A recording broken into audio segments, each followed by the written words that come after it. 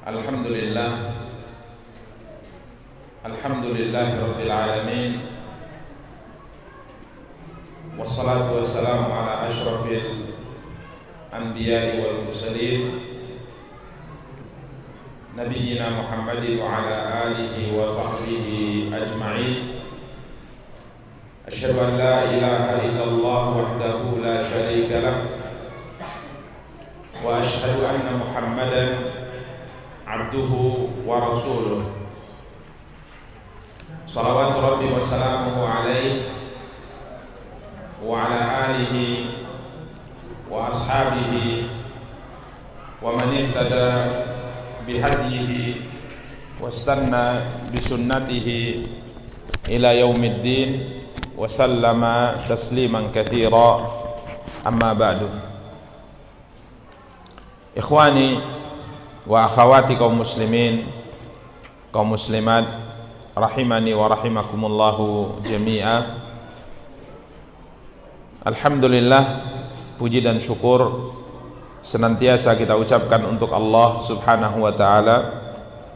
Salawat beserta salam semoga senantiasa dilimpahkan oleh Allah untuk junjungan dan panutan kita Nabi Allah yang mulia Muhammad sallallahu alaihi wasallam. Ikhwani wa akhawati kaum muslimin, kaum muslimat, rahimani wa rahimakumullahu jami'a. Biidznillah, pada kesempatan yang berbahagia kali ini kita akan kembali melanjutkan kajian dan pembahasan kita, mencoba untuk membaca dan menjelaskan kitab Riyadhus Shalihin karya Imam Abu Zakaria Yahya bin Sharaf An-Nawawi rahimahullahu ta'ala, yang pada pertemuan yang lalu kita masih membaca dan menjelaskan bab ke-31, bab mendamaikan di antara sesama manusia, di mana hadis yang terakhir yang kita bacakan pada pertemuan yang lalu adalah apa yang diceritakan oleh Ibunda Aisyah radhiyallahu anha terkait dengan pertengkaran atau perselisihan yang mengakibatkan jidal, pertengkaran di kalangan dua orang sahabat Rasulullah sallallahu alaihi wa alihi wasallam di luar rumah Nabi sallallahu alaihi wasallam, di mana keduanya bertikai disebabkan hutang piutang. Yang berhutang meminta agar kiranya hutangnya dihalalkan atau diberikan keringanan, dan ia juga meminta bahwa sang pemberi hutang, ia minta untuk berlemah lembut kepadanya. Namun yang memberikan hutang tidak mau, bahkan ia mengangkat suaranya sehingga sampai kedengaran di dalam rumah Rasulullah sallallahu alaihi wasallam. Kata Aisyah, bahkan sang pemberi hutang berkata, wallahi la af'al.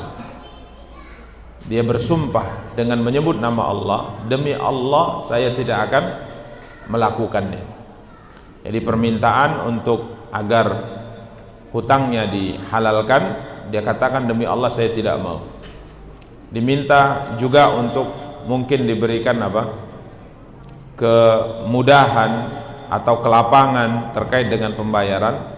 Dia juga mengatakan demi Allah saya tidak akan melakukannya, di mana kalimat demi Allah saya tidak melakukannya mengisyaratkan bahwa benar-benar dia tidak mau melakukannya, sekalipun itu adalah sebuah kebaikan. Mungkin kalau sekedar menolak, mengatakan tidak bisa, mungkin dimaklumi, tapi ia sampai menyebut nama Allah, seakan-akan mengisyaratkan bahwa ia benar-benar bersungguh-sungguh dengan menyebut nama Allah, bahwa ia tidak melakukan salah satu kebaikan yang dimintakan kepadanya.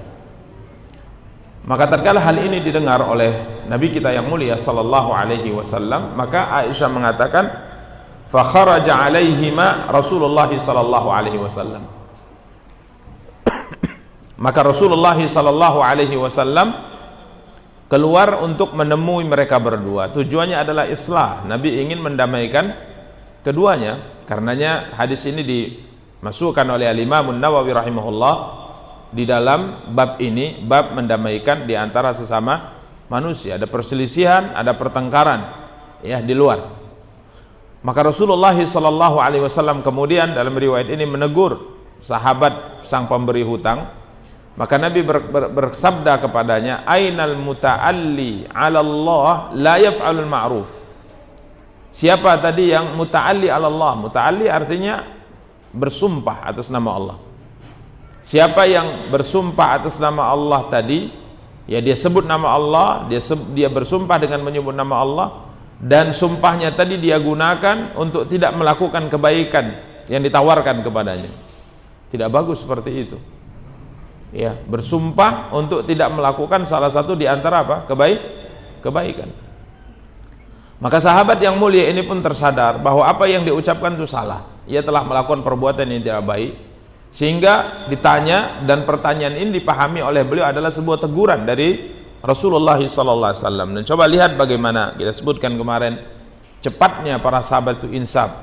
Para sahabat cepat bertaubat, para sahabat cepat mengakui kesalahan. Maka beliau berkata, ana ya Rasulullah, saya orangnya ya Rasulullah, saya tadi yang bersumpah untuk tidak melakukan sebuah kebaikan yang ditawarkan oleh sahabatku ini. Kemudian dia langsung berkata, falahu ayyu dzalika ahabba, ya Rasulullah, saya berikan kepadanya pilihan mana yang dia inginkan terkait dengan masalah hutang tadi, mana yang disukai. Kalau seandainya yang dia pilih adalah penghalalan, saya terima sudah. Atau ditunda pembayarannya, diberikan sedikit kelapangan, maka juga saya terima. Mana yang paling dia sukai, mana yang paling dia cintai, itu yang saya akan iakan.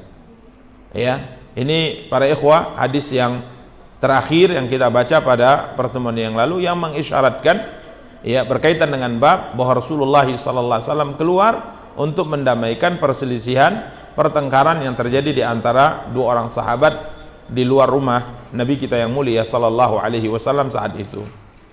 Berikutnya kita akan melanjutkan hadis nomor 256. Hadis dari sahabat yang mulia Abul Abbas Sahal bin Sa'ad As-Sa'idi radhiyallahu anhu. Beliau berkata, anna Rasulullah sallallahu alaihi wasallam balaghahu anna Bani Amr ibni Aufin kana bainahum syarr.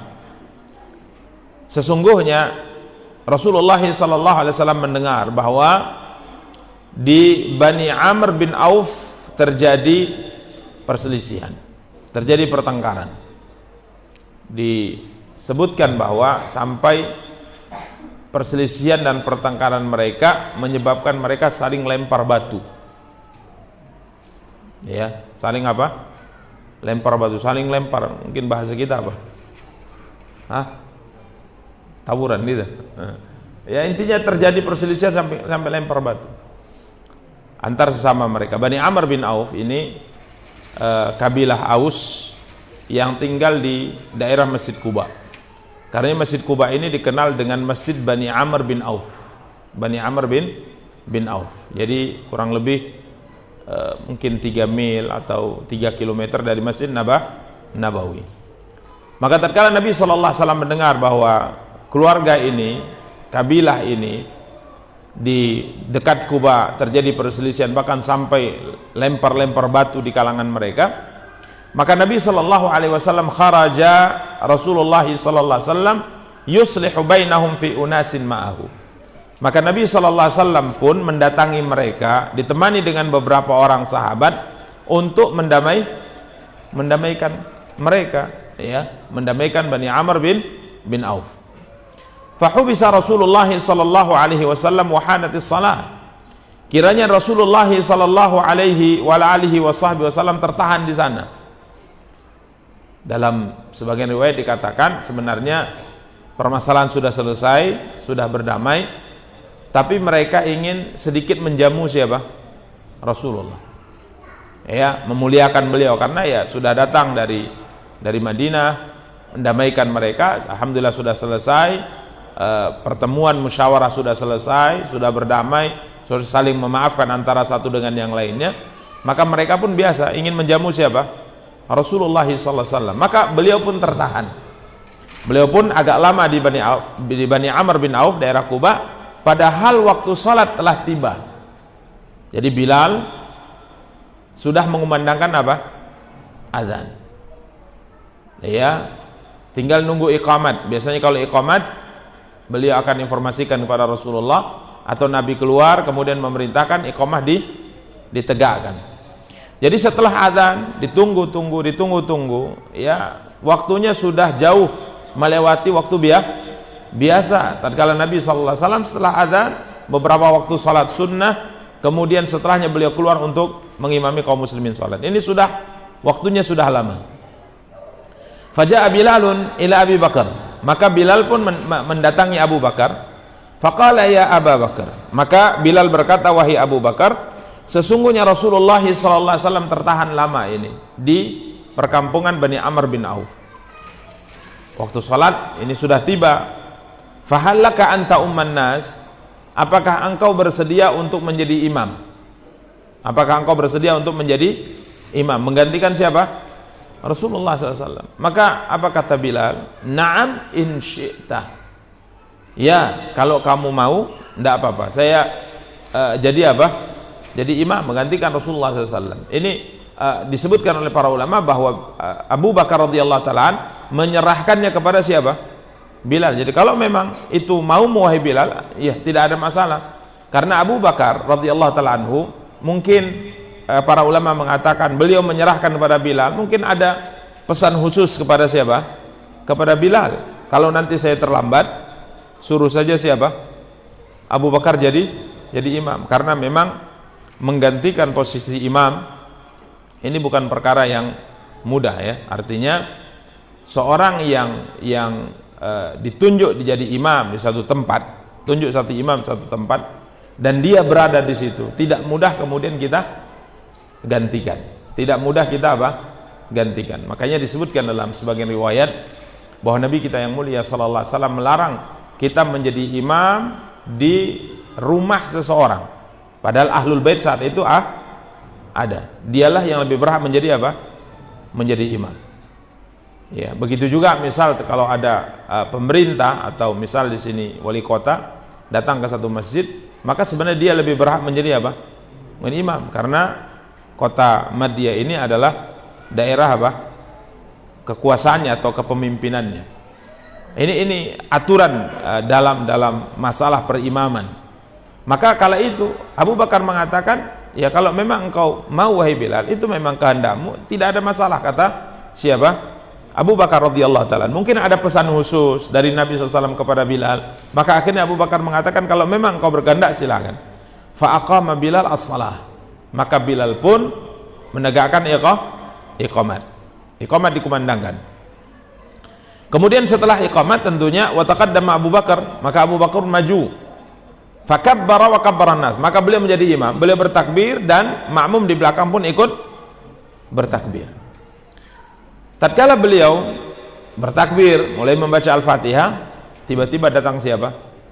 Rasulullah SAW. Wajah Rasulullah, datanglah Rasulullah, beliau yamshi fis sufuf hatta qama fis saf. Maka beliau berjalan membelah ya, atau melewati saf-saf itu sampai beliau mendapatkan celah tepat di belakang Abu Bakar, di belakang imam. Ya. Hatta qama fi shaf. Fa akhadha an-nas fi tasfiq. Maka para makmum pun mulai tasfiq. Tasfiq artinya apa? Bertepuk tangan. Jadi para sahabat yang di belakang mulai apa? Tepuk tangan untuk memberitahu siapa? Abu Bakar. Karena sudah sholat nih, tidak boleh apa? Tidak boleh bicara. Nggak boleh. Abu Bakar, Nabi sudah datang, batal sholatnya. Oh iya, batal. Ya, tidak boleh berbicara. Jadi mereka pakai apa? Pakai tepuk tangan. Kemudian disebutkan wa kana Abu Bakar la yaltafitu fi sholati. Abu Bakar tidak menoleh di dalam salatnya. Artinya memang kebiasaan beliau itu tidak, matanya itu tidak kesana kemari, fokus, khusyuk. Lagi pula memang menoleh di dalam salat, kata Rasulullah SAW, adalah ikhtilasun yakhtalisuhu syaitan min salatil abdi. Menoleh di dalam salat itu adalah curian syaitan dari salat seorang hamba. Jadi kadang-kadang kalau kita salat tiba-tiba kayaknya ada gerakan tertentu gitu, udah dicuri sebagian daripada apa? Salat kita, sehingga yang tadinya 100% harus diterima di sisi Allah akhirnya apa? Berkurang. Nah, sedangkan Abu Bakar masya Allah la yaltafit bi salati, beliau tidak pernah menoleh di dalam apa? Dalam salat, khusyuk, melihat ke tempat sujud, ya, membaca, bermunajat kepada Allah Subhanahu wa taala. Tapi karenanya tatkala ada tepukan tangan maka beliau tidak melihat, beliau tidak menoleh, apa masalah yang terjadi tidak beliau pedulikan. Tapi falamma aktsara an-nas at-tasfiq iltafat, tapi tepuk tangan semakin apa? Semakin masif, semakin banyak. Ya, 1, 2, 3, 4, lama-lama banyak orang tepuk tangan. Maka baru tersadarkan oleh Abu Bakar ada sesuatu. Tapi ingat ya, beliau tidak menung. Kalau kita mungkin tak mendengar, tak tahu karena apa? Lagi menung. Apa itu? Gitu. Kalau beliau tidak, karena memang khusyuk. Maka setelah tepuk tangan itu semakin masif, semakin banyak, kemudian falamma aktsaran nasu at-tasfiqa iltafat, maka beliau pun menoleh ke belakang. Fa idza Rasulullah, kiranya di belakang, tepat di belakang beliau ada siapa? Rasulullah SAW. Fa asyara ilaihi Rasulullah, maka Nabi memberi isyarat dengan tangannya, artinya jangan mundur, lanjutkan jadi imam. Ini komunikasinya pakai apa? Pakai isyarat. Boleh komunikasi pakai isyarat, tidak masalah kalau dibutuhkan. Ya, kalau dibutuhkan.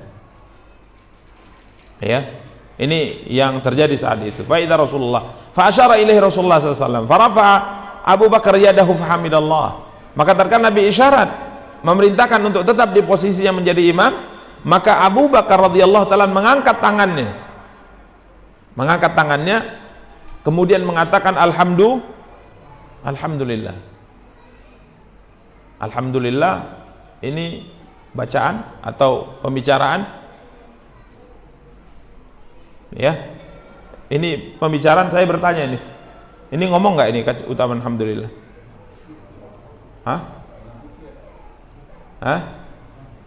Ini ucapan tapi bukan komunikasi, bukan khitab, bukan interaksi, bukan komunikasi. Makanya kalau kita mengucapkan kata zikir, pujian kepada Allah dalam sholat, tidak komunikasi, maka insya Allah itu tidak mengapa. Seperti Allahu Akbar, alhamdulillah, ya, ini tidak mengapa. Tapi kalau sudah ada komunikasi dengan orang yang ada di sekitar kita, maka sholat batal. Seperti apa contohnya? Apa kabar contohnya? Nah, itu batal. Bersin batal. Oh iya. Jadi kalau bersin kemudian mengatakan alhamdulillah tidak batal, tidak mengapa itu. Tapi menjawabnya yarhamukallah, ini batal. Karena ini komunikasi, ini pembicaraan dengan orang lain. Baik. Maka Abu Bakar pakai isyarat, ya. Jadi komunikasi dalam salat pakai isyarat. Seperti misalnya ada orang ucapkan salam, dijawab pakai isyarat tangan. Pakai isyarat tangan. Ya. Ini para ikhwat dan akhwat yang dimuliakan dan dirahmati Allah. Maka Abu Bakar mengangkat tangannya dan memuji Allah Subhanahu wa taala. Memuji Allah, ya, dia mengatakan alhamdulillah, artinya seakan-akan dia mengatakan alhamdulillah Nabi sallallahu alaihi wasallam tetap mempersilahkanku menjadi imam bagi beliau. Ini menunjukkan keutamaan yang beliau berbahagia dengannya. Ya, beliau berbahagia dengannya. Nabi mempersilahkan Abu Bakar jadi apa? Jadi imam. Ini keutamaan. Ya, ini sebuah kemuliaan. Tapi Abu Bakar tetap raja al-qahqara wara'ahu hatta qama fi shaf. Tapi Abu Bakar tetap mundur. Beliau tidak mau jadi apa? Jadi imam.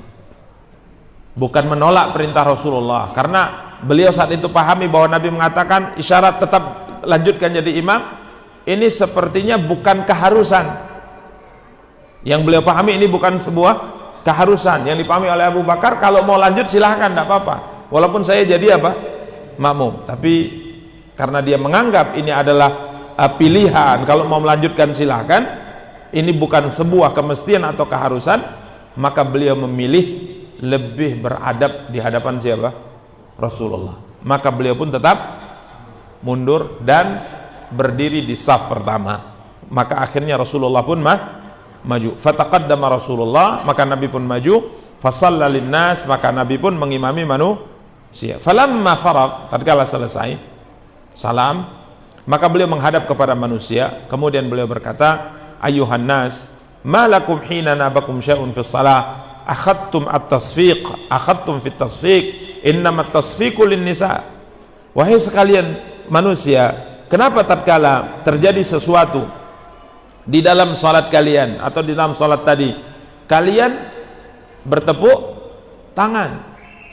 Tepuk tangan itu adalah sesuatu, kalau terjadi dalam salat sesuatu, itu dilakukan oleh perempuan, wanita yang tepuk tangan. Jadi wanita kalau ada sesuatu terjadi dalam salat, maka dia apa? Tepuk tangan. Adapun laki-laki, kata Rasulullah, ucapkan apa? Subhanallah. Man nabahu syai'un fi salati falyaqul subhanallah. Ya, jadi wanita itu pakai apa? Pakai isyarat tangan, tepuk tangan. Ya, tidak mengucapkan apa? Subhanallah. Sampai misalnya imam salah bacaan, laki-laki tidak ada yang membenarkannya, maka boleh wanita apa? Tepuk tangannya. Jangan wanita malah memperbaikinya dengan suara. Karena kalau dia perbaiki dengan suaranya, imamnya semakin semakin hilang hafalannya. Tadi hilang 1 kalimat, hilang 10 kalimat. Makanya pakai apa? Tasfiq, pakai tepuk tangan. Ini untuk wanita. Laki-laki subhanallah. Fa innahu la yasma'u ahadun hina yaqulu subhanallah illa altafat. Karena kalau sudah subhanallah, ya, kata Rasulullah, kalau sudah banyak mengucapkan subhanallah, imamnya kadang tidak tersadar, maka dia kadang melihat ke belakang, apa yang terjadi sebenarnya. Ya, apa yang terjadi sebenarnya. Kemudian ya Abu Bakar, Nabi kemudian berkata kepada Abu Bakar, "Ma mana'aka an tusalli bin nas hina asyartu ilaik?" Wahai Abu Bakar, apa yang menghalangimu untuk tetap mengimami manusia tatkala aku memberikan isyarat untuk melanjutkan salatmu? Maka Abu Bakar berkata, "Makana yanbaghi libni Abi Quhafata ayusalliya bin nasi baina yaday Rasulillah." Tidak pantas bagi anak Abu Quhafah, nama atau kunyah bapaknya Abu Quhafah, namanya Utsman. Karenanya Abu Bakar dikenal dengan Abu Bakar ibnu Abi Quhafah radhiyallahu anhuma. Jadi bapaknya ini juga sahabat masuk Islam di masa penaklukan kota Mekah. Sangat sepuh ya. Nabi meninggal umur sudah 90 sekian, bahkan wafatnya Abu Bakar dulu meninggal daripada siapa? Ayahnya. Jadi sepuh. Bahkan tatkala dibawa ke bertemu dengan Rasulullah di hari penaklukan kota Mekah sudah sangat tua. Rambutnya apa? Putih semuanya, janggutnya putih. Maka Nabi SAW mengatakan, jika seandainya engkau semir ini rambut dan janggutnya, tapi jangan semir warna hitam. Jangan semir warna hitam. Semir warna apa? Pink.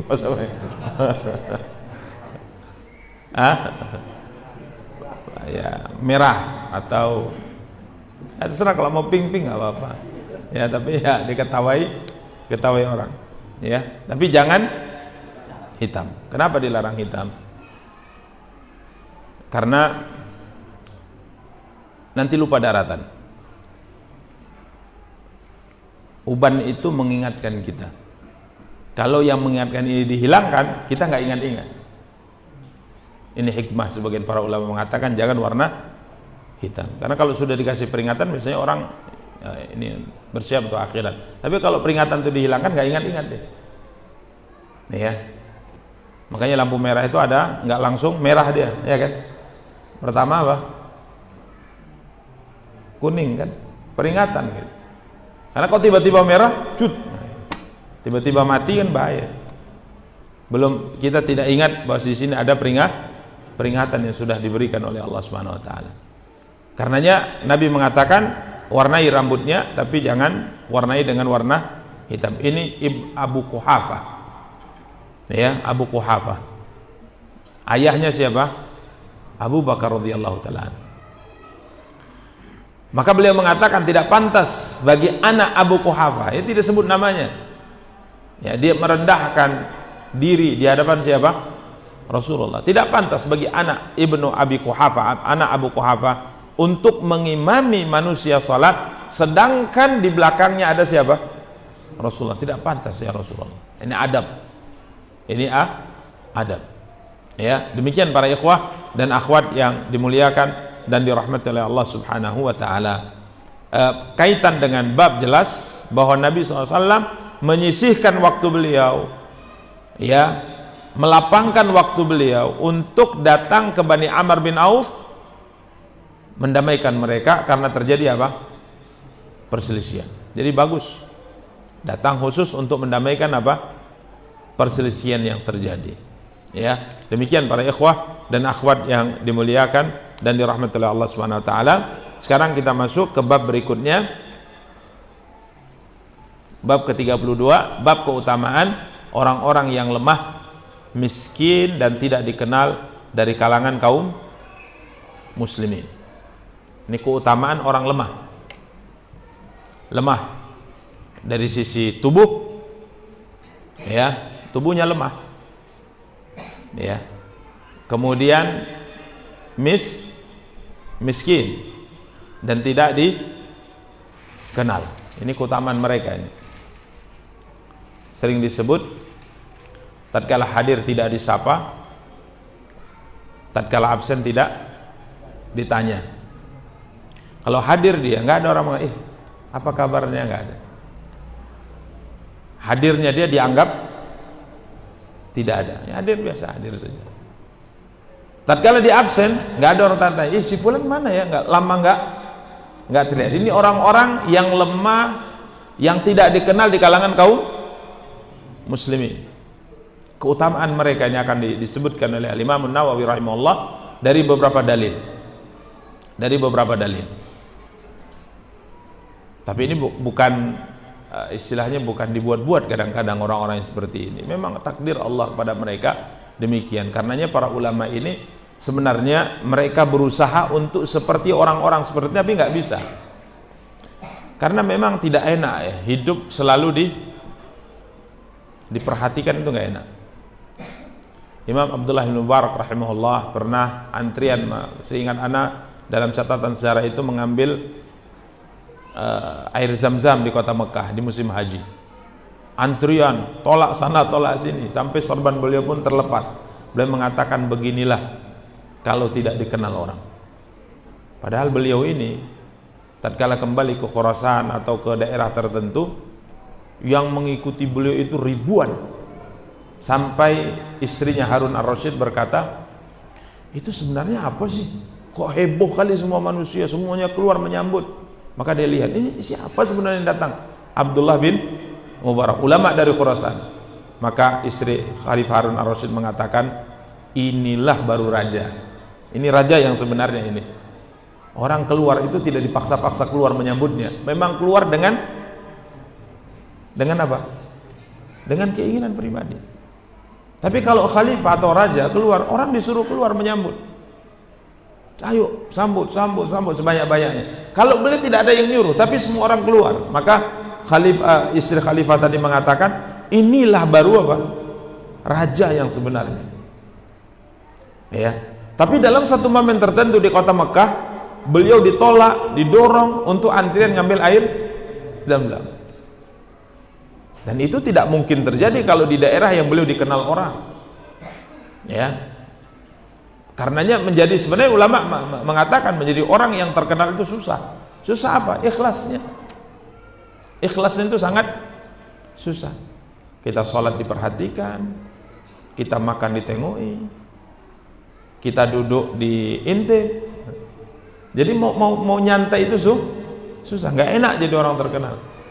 Enaknya memang orang tidak terkenal, hidup tanpa apa? tanpa beban apapun. Dan para salaf dahulu tidak suka apa? Tidak suka terkenal, ya. Bahkan mereka menjauh dari namanya syuhrah. Di sini kita akan bacakan ya bagaimana keutamaan orang-orang yang lemah, keutamaan orang-orang miskin, keutamaan orang-orang yang tidak dikenal di kalangan kaum muslimin, ya. Dalil yang pertama yang beliau bawakan surat Al-Kahfi ayat 28. Allah berfirman, A'udzubillahi minasyaitonirrajim. Wasbir nafsaka ma'al ladzina yad'una rabbahum bil ghadati wal 'ashyi yuriduna wajhah wa la ta'du 'ainaka 'anhum. Dan bersabarlah, kata Allah, engkau wahai Muhammad, bersama dengan orang-orang yang menyeru Tuhan mereka pada pagi dan senja hari dengan mengharap keridhaannya, dan janganlah kedua matamu berpaling dari mereka. Para ulama mengatakan ayat ini turun di awal-awal masa Islam, di mana yang beriman dengan Rasulullah SAW itu mayoritasnya orang-orang yang ini, orang dianggap lemah, orang miskin, tidak dipandang, tidak dikenal di tengah masyarakat jahiliyah saat itu. Sehingga kalau Nabi buat majelis pertemuan dakwah mengajak mereka, maka tokoh-tokoh kafir Quraisy itu risih kalau yang ikut hadir dalam majelis tersebut adalah orang-orang ini. Maka mereka mengatakan, Muhammad, jauhkan orang-orang marginal ini dari kami.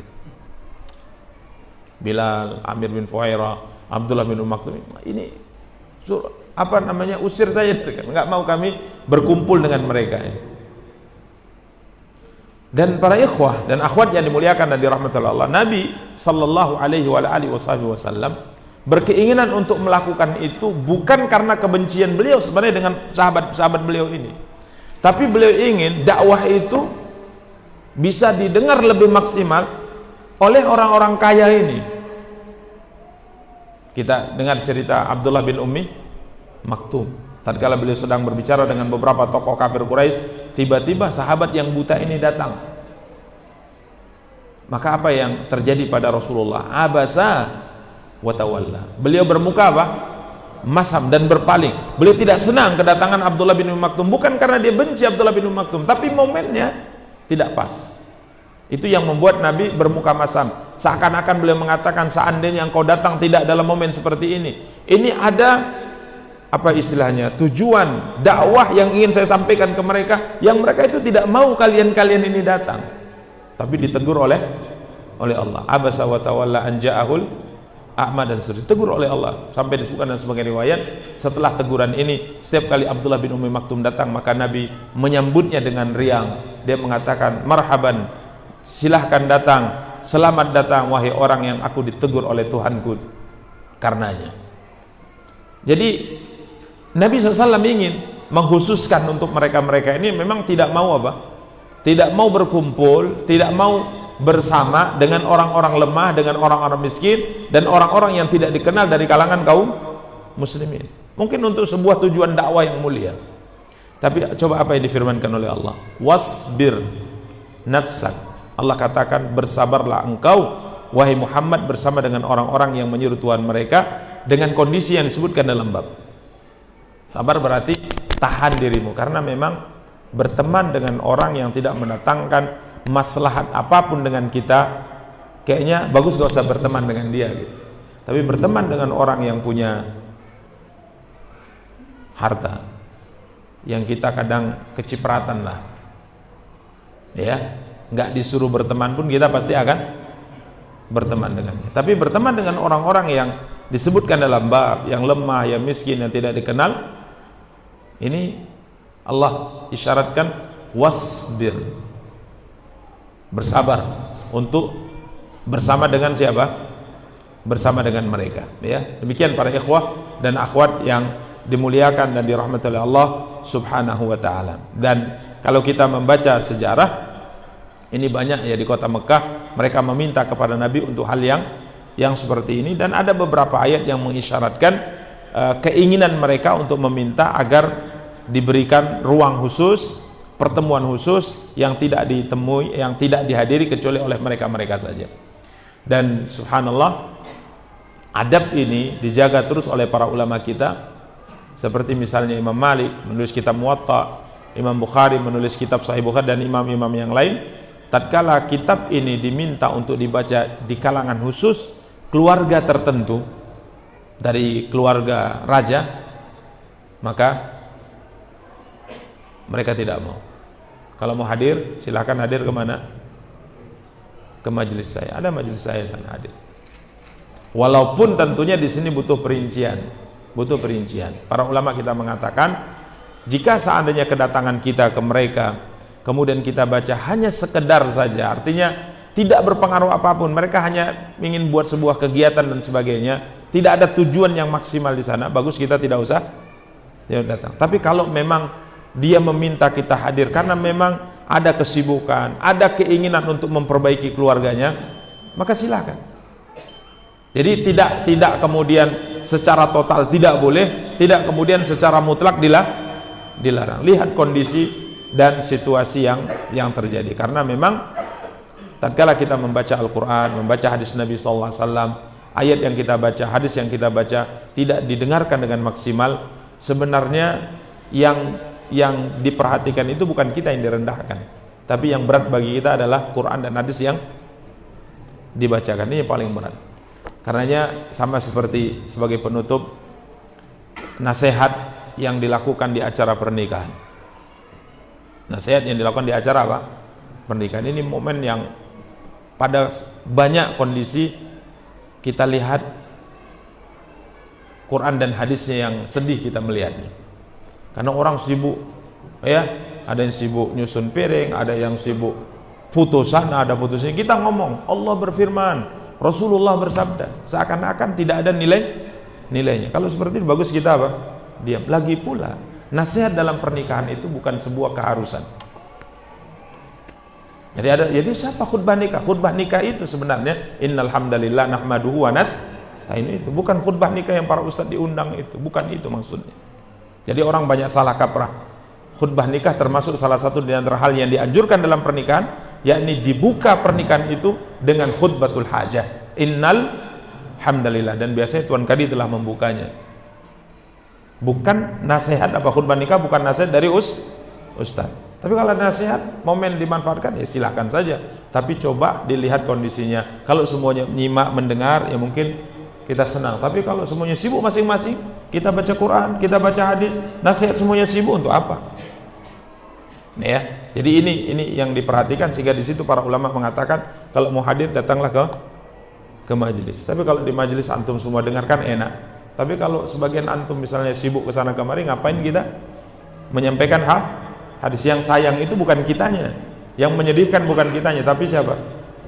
Hadis Rasulullah sallallahu alaihi wasallam. Demikian para ikhwah, semoga yang kita sampaikan ada faedahnya. Kita cukupkan. Subhanakallahumma bihamdika asyhadu an la ilaha illa anta astaghfiruka wa atubu ilaik. Wassalamualaikum warahmatullahi wabarakatuh.